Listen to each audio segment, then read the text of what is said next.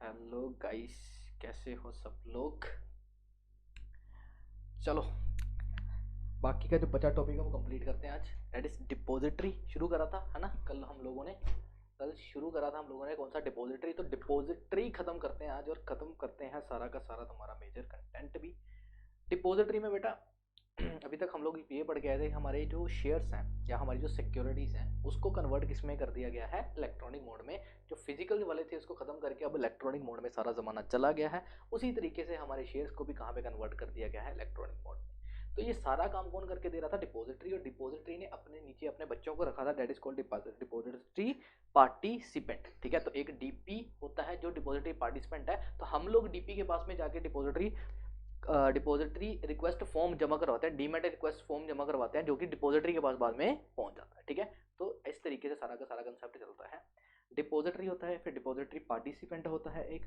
अभी चेक कर लेते क्या क्या है। डिपॉजिटरी क्या है बेटा, डिपॉजिटरी एक सिस्टम है जो कि बैंकिंग सिस्टम के तरीके से ही है। कैसे, किसके तरीके से है, बैंकिंग सिस्टम के साथ में रिलेटेड है। यहाँ पे आप लोग जाके, there is a central bank, rules and regulation सारे बनाने वाला कौन है, जैसे सेंट्रल बैंक है। ठीक है, और कोऑपरेटिव बैंक और सेंट्रल बैंक सारे एक ही जैसे काम करते हैं। In order to the daily transaction investor open a account with associate bank not with central bank. मतलब ये बोला गया कि जैसे आप लोग बैंक में जाते हो तो अपना अकाउंट कहाँ पे खुलाते हो, कहाँ पे खुलाते हो अपना अकाउंट, बाकी कमर्शियल बैंक्स के पास में या सेंट्रल बैंक के पास में खुलाते हो, कमर्शियल बैंक। तो हमारा जो अकाउंट ओपन होता है वो कहाँ पे होता है, कमर्शियल बैंक के पास में ओपन होता है, जैसे एस बी आई, ICICI। तो ये कमर्शियल बैंक है, इनके पास हम लोग अपना अकाउंट ओपन करवाते हैं। लेकिन इन सभी को रेगुलेट कौन कर रहा है, ऊपर कौन है, आपका सेंट्रल बैंक होता है। इसी तरीके से डिपॉजिटरी वाला सारा काम चल रहा है कि डिपॉजिटरी पार्टिसिपेंट के साथ में हम जाके अपना अकाउंट खोलने की कोशिश करवाते हैं, लेकिन अकाउंट एक्चुअली में कौन मैनेज कर रहा है, हमारा ऊपर डिपॉजिटरी। ठीक है, it just like a withdrawal of money from the bank. ठीक है, जैसे हम लोग पैसा जमा करवाते हैं और पैसा निकलवाते हैं, उसी तरीके से डिपॉजिटरी जो है वो एक पर्सन के अकाउंट में से शेयर्स डालता है और दूसरे के अकाउंट में से विड्रॉल करवाता है। तो सिक्योरिटी परचेज या सेल होती है किसके थ्रू में, अपने डीमेट अकाउंट के थ्रू। समझे। चलो, तो ये था डिपॉजिटरी के बारे में। अब डिपॉजिटरी अकेला तो है नहीं, उसके नीचे कौन है, डिपॉजिटरी पार्टिसिपेंट्स हैं। तो अब डिपॉजिटरी पार्टिसिपेंट्स इनके काम करके देते हैं। डिपॉजिटरी जो पार्टिसिपेंट्स हैं वो सारा क्या करके देते हैं, इनको काम करके देते हैं। ठीक है, DP after registration, DP without SEBI के रजिस्ट्रेशन के अकॉर्डिंगली काम नहीं कर सकता। ठीक है, डीपी क्या करता है, विदाउट रजिस्ट्रेशन के काम नहीं करता। तो डिपॉजिटरी वाले को भी रजिस्ट्रेशन लेना जरूरी है और डीपी को भी रजिस्ट्रेशन लेना क्या है, जरूरी है। अब डीपी के बारे में बातें कर लेते हैं। ठीक है, डीपी के बारे में बात कर ले। डीपी क्या है, डीपी डिपॉजिटरी पार्टिसिपेंट है। ठीक है, इन्वेस्टर क्या करता है, investor can trade on the behalf of either stock exchange और ऑफ मार्केट ट्रांजेक्शन। डीपी क्या है, एक तरीके का एजेंट है इन्वेस्टर के लिए। ठीक है, डिपॉजिटरी सिस्टम एक लिंक बनाता है, किसके बीच में लिंक बनवाता है, एक तो आपकी कंपनी और आपके क्लाइंट, इन दोनों के बीच में जो लिंक है वो कौन बना के दे रहा है बेटा, आपका डिपॉजिटरी क्रिएट करके दे रहा है। फिर सेबी की गाइडलाइंस के अकॉर्डिंगली चल रहा है सारा सिस्टम। आप डीपी के पास में जाते हो, ठीक है, DP need a client to open a account and deal with electronic form. तो डीपी क्या करता है, डीपी वो बंदा है जो आपका अकाउंट खोल के देता है और आपके सारे के सारे ट्रांजेक्शन करवा के देता है। डीमेट फॉर्म में इलेक्ट्रॉनिक बुक एंट्री सिस्टम होता है। कौन सा, इलेक्ट्रॉनिक बुक एंट्री सिस्टम। अब इसको बैंक के साथ में देखते हैं कि बैंक में क्या चलता है। आप अपने क्या कहते हैं, मनी लेके जाते हो। ठीक है, आप अपना पैसा लेके जाते हो बैंक के पास में और बैंक को जाके क्या कर देते हो, जमा करवा देते हो। जैसे मैंने 10,000 रुपया लिया, ठीक है, तो 500 के नोट थे। ठीक है, 500 के नोट से 500 के नोट जाके किसको दे दिया, बैंक को दे दिए। अब बैंक ने क्या करा, उस नोट को जमा कर दिया, अपने पास डिपॉजिट कर लिया और 10,000 रुपीज मेरे अकाउंट में रिफ्लेक्ट करते हैं। क्या मैसेज आता है, your account has been credited with 10,000 rupees आ गया। जब वो पैसा मेरे अकाउंट में आ गया, तो जब वो पैसा मेरे अकाउंट में आ जाता है, तब क्या वो मेरी फिजिकल फॉर्म में पैसा है या मेरे इलेक्ट्रॉनिक मोड में बैठता है। इलेक्ट्रॉनिक मोड में it is just a book entry. Book entry के नाम पे मेरे अकाउंट में क्या कर देते जाती है, एंट्री पास कर दी जाती है, और जो मेरा एक्चुअल में पैसा वो पता नहीं कहाँ पे पहुंचा होता है। तो इसको बोलते हैं book entry. Electronic book system के थ्रू जैसे बैंक चलता है, उसी तरीके से डीमेट में हमारा डिपॉजिटरी सिस्टम चलता है। ठीक है, no physical transfer, book entry क्या है, no physical transfer of security. सिर्फ ओनरशिप चेंज हो जाती है एक सिक्योरिटी से दूसरी सिक्योरिटी के पास में जाने में। एक कंसेप्ट है बड़ा अच्छा, फंजेबिलिटी। पता कितना अच्छा कंसेप्ट है, क्या कंसेप्ट है, फंजेबिलिटी। चलो फंजेबिलिटी समझते, बड़ा अच्छा कंसेप्ट है इसको। तो सुनो बेटा, फंजिबिलिटी का कंसेप्ट होता है कब आया था? फंजिबिलिटी का कंसेप्ट आया था जब बैंक्स में नोट्स को जमा करवाना था और इलेक्ट्रॉनिक सिस्टम हमारा आया था बैंक में, उस वक्त था। तो सोचो मेरे पास ना 10,000 रुपीज़ है और 10,000 रुपीज़ हम लोग कहाँ पे जा रहे हैं? बैंक में जमा करवाने के लिए जा रहे हैं। और मैं बैंक के पास गया, ठीक है, बैंक के पास गया और बैंक को जाके मैंने क्या कर दिया, अपना ये मेरा बैंक है और बैंक के पास मैंने जाके क्या कर दिया, अपने 10,000 रुपीज़ जमा करवा दिए। और 500 रुपीज़ के क्या थे? नोट्स थे। क्या थे? 500 रुपीज़ के नोट्स थे, पर नोट 500 का था, ठीक है। तो 500 के नोट मैंने लिए और जाके बैंक के पास में क्या करवा दिए, जमा करवा दिए, ठीक है। और 10,000 रुपये मेरे बैंक ने जमा करवा दिए, ठीक है। अब क्या हुआ, अब मैं 2 दिन बाद बैंक में गया, 2 दिन बाद बैंक में गया और मैंने बोला बैंक मेरे को 10,000 रुपीज़ निकालने हैं। कहता दफ़ा हो जा। क्यों? पहले क्या भरनी पड़ती है? स्लिप। मैं कहा ठीक है। तो मैं स्लिप भरने गया, स्लिप भरी, पूरा लिख लुक के वहाँ पे बैंक पे चाचा जी के पास गया, चाचा जी के पास में जाके उसको क्या दे दिया, स्लिप दे दी और क्या बोला, मेरे को 10,000 रुपये दे दी। तो उन्होंने मेरे को 10,000 रुपीज़ दे दिए। मैंने जब पैसे लिए तो वो क्या थे, वो 100 रुपीज़ के नोट्स थे। कितने थे? 100 रुपीज़ के नोट्स। मैंने उसको बोला मेरे को 10,000 रुपीज़ चाहिए। वो कहता 10,000 तो है। मैंने कहा बोला मेरे 10,000 चाहिए। कहता ये तेरे ही तो 10,000 है। मैं कहा तेरे को सुनाई नहीं दे रहा? मैं बोला मेरे 10,000 के नोट चाहिए, मतलब जो मैं उस दिन जमा करवा के गया था वो वाले। कहता कौन से नोट थे? मैं कहा 500 के नोट से। कहता ठीक है ला वापस दे। उसने मेरे को 500 के नोट से वापस कर दिया और 10,000 रुपीज़ 500 के नोट से वापस। कहता अब खुश? मैंने कहा तेरे को समझ में नहीं आ रहा है क्या मैं क्या बोल रहा हूँ? मैं बोल रहा हूँ कि मेरे नोट वापस कर, मेरे। अरे उस नोट पे ऊपर सीरीज थी, 1 2 3 4 करके नोट थे मेरे 500 के। मैंने पता कितनी मुश्किल से जमा करके दिए थे। सभी के ऊपर सेम नंबर था, 1 2 3 4 करके, मतलब आगे वाले डिजिट चेंज थे और सभी के लास्ट में 1 2 3 4 1 2 3 4 1 2 3 4 था। वो वाले नोट मेरे को वापस कर। मेरे को बोलता एड़ा है क्या? दिमाग में फर्क है तेरे? जो नोट तूने दिए वो तो पता नहीं कहाँ पे पहुंच गए होंगे। तो मैं कहा यार तुम लोग बैंक कौन सा खोल के बैठे हो, तुम्हें नहीं पता कि बंदा तुम्हारे पास पैसे जमा करवा के देगा? कहता भाई ऐसा नहीं होता, तू पैसे तो जमा मेरे पास करवा के गया, लेकिन जो पैसे तू मेरे पास दे के गया है वही सेम पैसे मैं तुम्हें कैसे वापस दे सकता हूँ? अरे वो तो सर्कुलेट हो चुके होंगे। हाँ, जितनी अमाउंट तू मेरे पास दे के गया था मैं उतनी अमाउंट तुझे वापस कर दूंगा। This concept is called as fungibility. कि फंजेबिलिटी बैंक से शुरू हुआ था कि जब नोट्स वाला सीन पड़ा तो उनको लगा कि यार यही सेम सीन कहाँ भी क्रिएट हो सकता है? डिपॉजिटरी में भी। कि हम लोग अपने शेयर सर्टिफिकेट को, शेयर सर्टिफिकेट होता था उसके ऊपर कोई नंबर लिखा हुआ है 0001, 0001 वाला शेयर सर्टिफिकेट था। मैं लेके चला गया और मैंने बोला मेरे इसको डीमैट में कन्वर्ट कर दो। लेकिन बाद में जब मैंने बोला मेरे को फिर से मेरा फिजिकल शेयर सर्टिफिकेट चाहिए, दैट इज रीमटेरियलाइजेशन, तो मैंने जब उसको वापस मेरे को शेयर सर्टिफिकेट मिलेगा तो क्या पता वो कौन से नंबर का हो। तो इसीलिए उन्होंने बोला कि फंजेबिलिटी का कंसेप्ट लेके आना है, जो सेम नेचर की सिक्योरिटीज हैं can be interchangeable with each other. हो सकती है वो इंटरचेंजेबल, इसलिए तुम्हें नॉमिनल वैल्यू, तुम्हारी वैल्यू तुम्हें वापस मिल सकती है लेकिन सेम चीज तुम्हें वापस नहीं मिलेगी। ये बोलता था कौन सा कंसेप्ट? फंजेबिलिटी का। अब पहले ये बैंक्स में आया था, अब यही सेम कंसेप्ट कहाँ पे आ चुका है?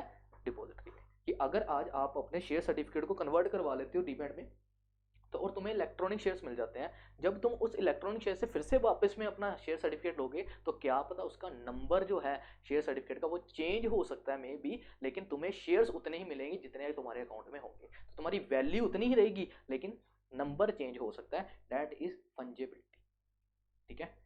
तो same kind of securities, same kind की सिक्योरिटी जो है वो आइडेंटिकल है, जो एक दूसरे से मैच करते हैं, वो इंटरचेंजेबल हो सकते हैं। There is no unique characteristics and distinct number certificate folio. तो ऐसी चीज़ें जो है वो डिस्टिंक्ट नंबर हो सकती हैं, डिफरेंट हो सकती हैं, और इन्होंने ये पूरा का पूरा यहाँ पे कंसेप्ट समझाया। That is fungibility. बड़ा अच्छा कंसेप्ट था, मजा आया।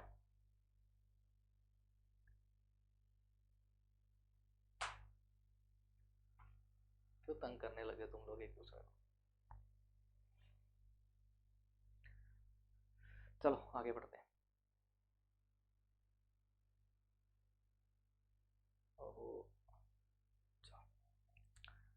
आगे आ रहा है डीमटेरियलाइजेशन का। क्या आ रहा है? Dematerialisation. What do you mean by dematerialisation? कल ही पढ़ चुके थे हम लोग। एक प्रोसेस जिसके थ्रू हमारे फिजिकल शेयर को किसमें कन्वर्ट कर दिया जाता बेटा?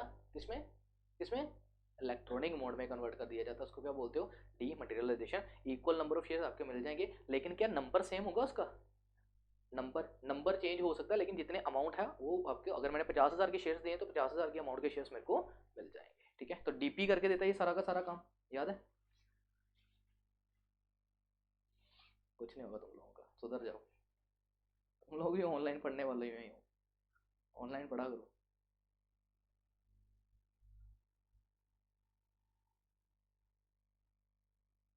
आगे security date can be dematerialise, इसको भी छोड़ दो। बेनिफिट मैंने कल पढ़ा दिए थे तुम्हें, डीमेट के फंक्शंस भी हम लोगों ने कल पढ़ लिए थे। बेनिफिट ऑफ डिपॉजिटरीज, डिपॉजिटरी का बेनिफिट किस किस पर्सन को है, तो देखो इन्वेस्टर को क्या बेनिफिट मिला और बाद में कंपनी को क्या क्या बेनिफिट मिला।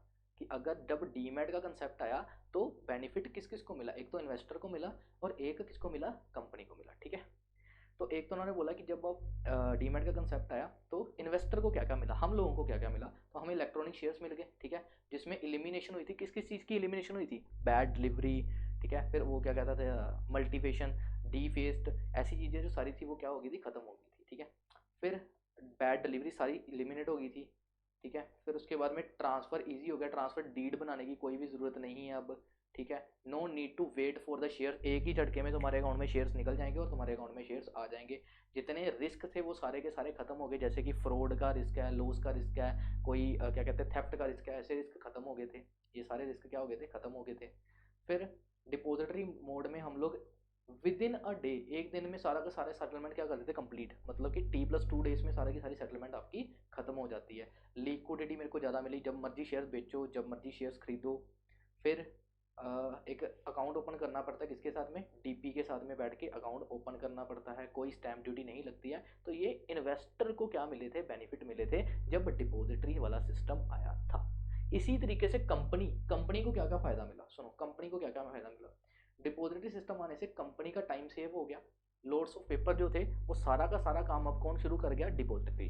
मतलब जो काम पहले कंपनी करके देती थी, सारे के सारे शेयर सर्टिफिकेट प्रिंट करना, ये करना, वो सारा का सारा काम किसको शिफ्ट कर दिया गया, डिपॉजिटरी को शिफ्ट कर दिया गया। कोई पोस्टल कॉस्ट नहीं आती अब, क्योंकि कंपनी पहले शेयर सर्टिफिकेट तुम्हारे घर पे भेजती थी, अब उसको भेजना ही नहीं है, तो उसके लिए कोई भी पोस्टल कॉस्ट नहीं आएगी। जैसे राइट शेयर देना है, बोनस शेयर देना है, तो ये ऑटोमेटिकली तुम्हारे अकाउंट में क्या कर दिए जाते हैं, क्रेडिट किए जाते हैं। अच्छा, किसी बंदे ने शेयर्स खरीदे थे, उसको बोनस शेयर मिल गया। बोनस शेयर में समझते हो, मतलब एक शेयर के ऊपर एक फ्री शेयर मिल गया। तो क्या उस फ्री शेयर के लिए उसको शेयर सर्टिफिकेट प्रिंट करके देंगे, या फिर उसके अकाउंट में डायरेक्टली उसके शेयर्स आ जाएंगे, तो डीमेट अकाउंट में उसके ऑटोमेटिकली शेयर्स आ जाएंगे। तो यहाँ तक हमारा कंसेप्ट खत्म हो चुका है। अब ये तो बेनिफिट्स थे कि क्या क्या बेनिफिट्स हैं, बेनिफिट्स के साथ में ना राइट्स खत्म कर लेते हैं। Rights of depository participants, manner of certificate, rights and duties of depository. हाँ, अब ये देखो डिपॉजिटरीज, डिपॉजिटरी की क्या क्या ड्यूटीज़ हैं और उसके क्या क्या राइट्स हैं। एक जो डिपॉजिटरी है आपका, उसकी क्या क्या ड्यूटीज़ हैं, उसके क्या क्या राइट्स हैं, देख लेते हैं। तो डिपॉजिटरी जो है, issuer and participant follow the following rules. एक मिनट, सबसे पहले उसको सारे के सारे रूल्स क्या करने हैं, फॉलो करने हैं। ठीक है, depository shall state the security which are eligible to held in the demat form. Depository ये बताएगी कि कौन सी सिक्योरिटी को मैं डीमेट में कन्वर्ट कर सकती हूँ और कौन सी नहीं। ठीक है, उसको क्या करना पड़ेगा, एक एग्रीमेंट में एंटर करना पड़ेगा, किसके साथ में, डिपॉजिटरी के साथ में। किसको, इशूअर को, कंपनी को और डिपॉजिटरी दोनों के बीच में क्या होता है कि एग्रीमेंट। तो एग्रीमेंट को एंटर करना है किसने, डिपॉजिटरी ने और कंपनी ने। हर एक डिपॉजिटरी अपने पास एक मेंटेन करेगी सिस्टम और प्रोसीजर, जिसके थ्रू वो इशूअर, एजेंट और पार्टिसिपेंट के साथ में कोऑर्डिनेट करेगी। ठीक है, मतलब कंपनी के साथ में, एजेंट के साथ में और पार्टिसिपेंट्स के साथ में कोऑर्डिनेट करेगी, ऐसा सिस्टम मेंटेन करना है। ठीक है, फिर डिपॉजिटरी मेंटेन करेगी कॉन्टीन्यूस कम्युनिकेशन, आपस में बातचीत भी करते रहनी है सभी के बीच में। ठीक है, जो जो भी उसके बंदे हैं, कौन कौन से हैं, जैसे क्लियरिंग हाउस है, ट्रांसफर फंक्शन है, ठीक है, शेयर ट्रांसफर एजेंट है, इनके सभी के साथ में क्या करनी है, उसको बातें करती रहनी है। फिर उसके बाद में क्या है, depository have to review, monitor और एवेल्युएट करना उसको कि सारा का सारा कंट्रोल जो है वो अच्छे तरीके से चल रहा है या फिर नहीं चल रहा। तो ये कुछ राइट्स हैं, ड्यूटीज़ हैं जो किसको परफॉर्म करनी है, डिपॉजिटरी को। ठीक है, तो डिपॉजिटरी ये सारे काम करके चलता है। उसको ऑडिट रिपोर्ट भी क्वार्टरली देनी है स्टॉक एक्सचेंज को, उसको अपने एजेंट के साथ और अपने इश्यूर के साथ रिकनसाइल करना है। मतलब जो भी कांड उसने करा, जैसे जितने शेयर्स उसने डीमेट में कन्वर्ट करे हैं, वो चेक भी करना है कि क्या उतने ही शेयर्स डीमेट में कन्वर्ट होने चाहिए थे या उससे ज़्यादा हो गए या उससे कम हुए हैं। फिर जो इशूअर और एजेंट है, उसको कॉन्टीन्यूस इलेक्ट्रॉनिक मीन्स के थ्रू कम्युनिकेशन करनी है, मतलब कंपनी के साथ में भी उसको क्या करते रहना, बातें करते रहनी। तो ये सारे काम कौन कर रहा है, ये डिपॉजिटरी को काम करना है। उसको एग्रीमेंट में एंटर करना है, उसको सभी के साथ कम्युनिकेशन करनी है, उसको ऑडिट रिपोर्ट देनी है स्टॉक एक्सचेंज को। ठीक है, उसके बाद में उसको सारे के सारे रूल्स एंड रेगुलेशन फॉलो करने हैं। तो सारा काम किसको करना है, ये डिपॉजिटरी को। Easy. And the last concept जो बचता है तुम लोगों का, जो सबसे इंपॉर्टेंट जो मुझे लगता है, वो है what do you mean by registered owner, what do you mean by beneficiary owner. ठीक है बेटा, चलो तो उसके लिए ना रजिस्टर्ड ओनर और बेनिफिशियल ओनर के लिए मैं तुम्हें ले चलता हूँ, जो हम लोगों ने कल वाला डायग्राम पढ़ा था कुछ इस तरीके से। तो एक बार एक डायग्राम देख लेते हैं, फिर शुरू करते हैं कि आखिर बेनिफिशियल ओनर और रजिस्टर्ड ओनर में क्या फ़र्क है। ठीक है, बड़ा मतलब मस्त वाला कंसेप्ट है, कई मतलब काफ़ी चीज़ें इसमें आपको नई सीखने को मिलेंगी कि आखिर रजिस्टर्ड ओनर और बेनिफिशियल ओनर क्या होता है। ठीक है, तो शुरू करते हैं। आपको पता था कि आप लोगों ने अपने शेयर्स को किसमें कन्वर्ट कर दिया था बेटा कल? डीमैट मोड में। डीमैट मोड का मतलब क्या होता है कि जब मैं अपने शेयर्स को कन्वर्ट कर देता हूँ कहाँ पे? इलेक्ट्रॉनिक मोड में। और किसके थ्रू करा था ये सारा सिस्टम? डीपी के थ्रू। डीपी ने किसको बताया था? डिपॉजिटरी को। डिपॉजिटरी ने सारा काउंट करके किसको बता दिया था? इन्वेस्टर को, कि तेरे अकाउंट में शेयर्स आ चुके हैं। अब यहाँ पे एक चीज बताने लगा हूँ तुम लोगों को, वो क्या है? एक होता है बेटा रजिस्टर्ड ओनर। कौन सा ओनर? Registered owner. और एक होता है तुम्हारा बेनिफिशियल ओनर। कौन सा ओनर? Beneficial owner. सर इन दोनों का मतलब क्या है? बेटा रजिस्टर्ड ओनर का मतलब होता है एक ऐसा ओनर, एक ऐसा ओनर जिसका नाम R O M, R O M मतलब रजिस्टर ऑफ मेंबर में लिखा जाता है, उसको क्या बोलते हो? Registered owner. क्या बोलते हैं? Registered owner. जिसका नाम कहाँ पे लिखा गया है? R O M, register of member. अरे नाम जिसका रजिस्टर ऑफ मेंबर में नाम है, वो कौन सा ओनर है? रजिस्टर्ड ओनर है। जिसका नाम रजिस्टर में लिखा हुआ, वो कौन सा ओनर है? रजिस्टर्ड ओनर है। समझ लग गया? अब याद आए तुम्हें, तो जब मेरे शेयर्स फिजिकल मोड में थे, जब मेरे शेयर फिजिकल मोड में थे, तब फिजिकल मोड में क्या मेरा नाम, जैसे मैंने रिलायंस के शेयर्स लिखे हैं, तो क्या रिलायंस अपने पास आर ओ एम मेंटेन करता होगा? अपने मेंबर्स का रजिस्टर मेंटेन करता होगा? तो क्या वहाँ पे शक्तिमान नाम के बंदे का नाम लिखा होगा कि उसके पास कितने शेयर्स हैं?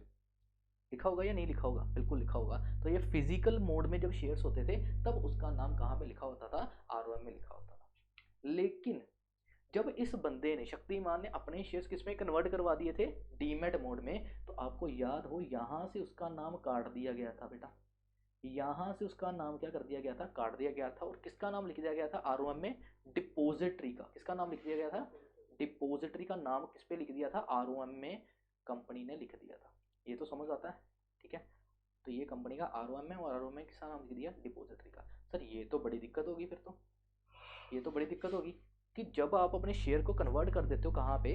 अपने डीमैट मोड में, तो फिर डिपॉजिटरी का नाम आरओएम में लिखते हैं। बिल्कुल, किसका नाम लिख देती है? आरओएम में डिपॉजिटरी का।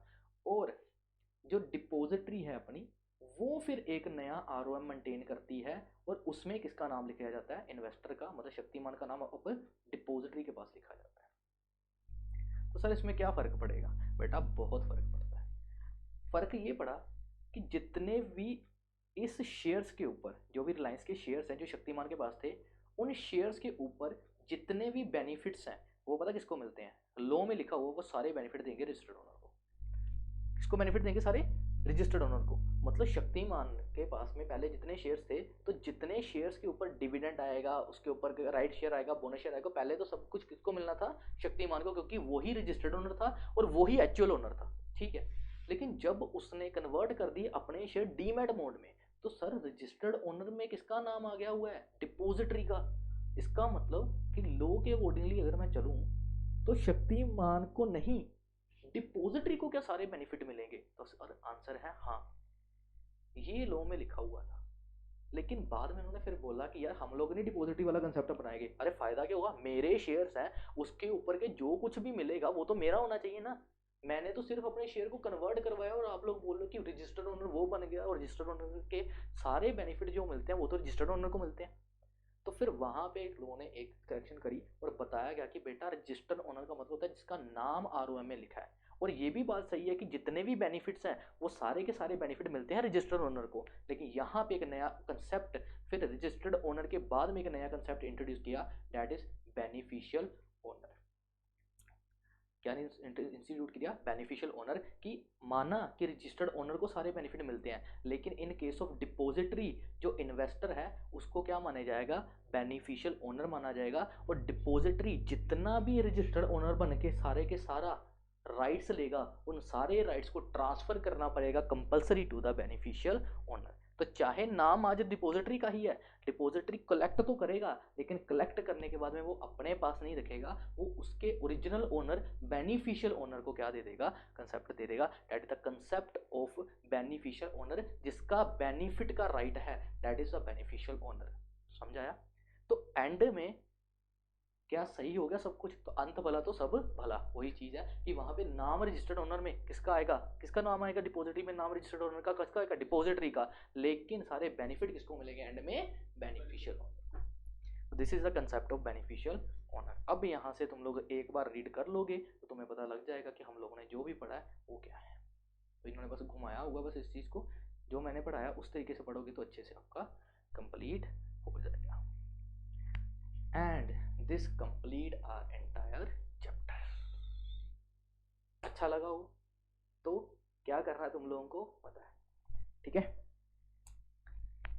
और चैनल पे नए हो तो क्या कर दो, क्या बोलते हैं, सब्सक्राइब कर दो, ठीक है ना। चैनल पे नए हो तो क्या कर दो, सब्सक्राइब कर दो। और तुम लोग आपस में लड़ना छोड़ दो, क्या कर रहे हो तुम लोग, हाँ। चलो तो मिलते हैं बेटा नेक्स्ट सेशन में, तब तक के लिए फिर मिलेंगे। कुछ नहीं होगा तुम लोग। अच्छा सुन, अगर चाहता है मंजिल कदम चूम ले तेरे, तो दूसरों की बातों में टांग अड़ाना छोड़ दे। समझ आया, कचरा खुद ब खुद लग जाएगा किनारों पर, तू गंदे पानी की तरह ठहर जाना छोड़ दे। तो दूसरों की बातों में टांग नहीं अड़ाते, अपना काम करते हैं और चलते बनते हैं। तो मिलेंगे बेटा नेक्स्ट सेशन में, तब तक के लिए बाय बाय, टेक केयर।